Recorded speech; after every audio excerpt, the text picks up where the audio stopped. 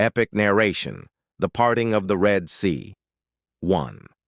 A cry in the darkness night hung heavy over Egypt, but it wasn't peaceful. It was the night of the 10th plague.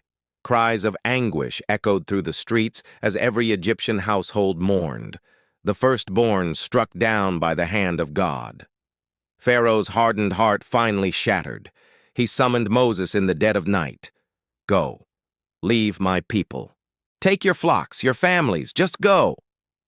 Israel moved swiftly. A people enslaved for centuries now walked free under the stars, with unleavened bread packed in cloths and hearts pounding with wonder and fear. They were over 600,000 strong, not counting women and children. An exodus, a holy caravan, led not by maps, but by a pillar of cloud by day and a pillar of fire by night. But deliverance had only just begun. 2. Pharaoh's fury ignites again. In his palace, Pharaoh seethed. What had he done? The sound of silence in the labor camps stung more than any plague. He gathered his officials.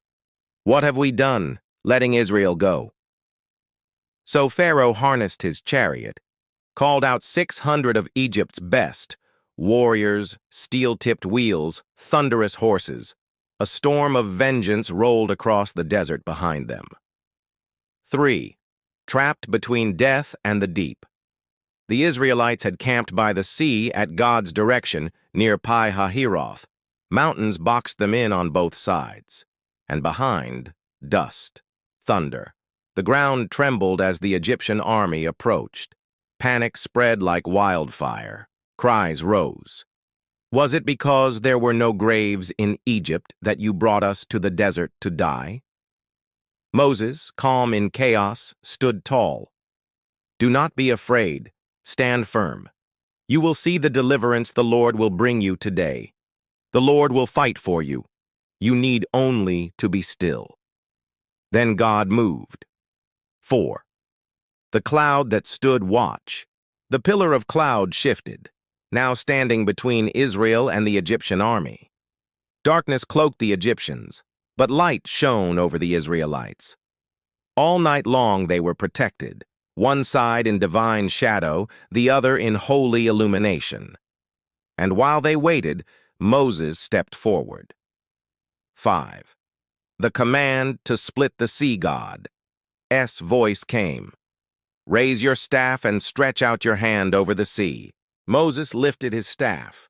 Suddenly the wind began to howl, a powerful east wind, fierce and unrelenting. The sea groaned, waters shifted, tides rolled back as though pulled by an invisible hand. Walls of water rose on either side, not mud, not marsh, but dry ground stretched forward through the sea like a divine hallway. Israel stood in stunned silence. Then the call went out. Move! Children clutched parents. Elderly leaned on staffs. Priests led families forward. The people walked through the sea, between towers of water held up by God's breath. 6. The enemy's final charge. Behind them, Pharaoh saw the path and gave the order to pursue. Egyptian chariots roared onto the seabed. Horses screamed, wheels spun. But as they advanced, God struck confusion into their ranks. Wheels jammed. Chariots veered. Drivers shouted, "Let's get away! The Lord is fighting for them!" It was too late.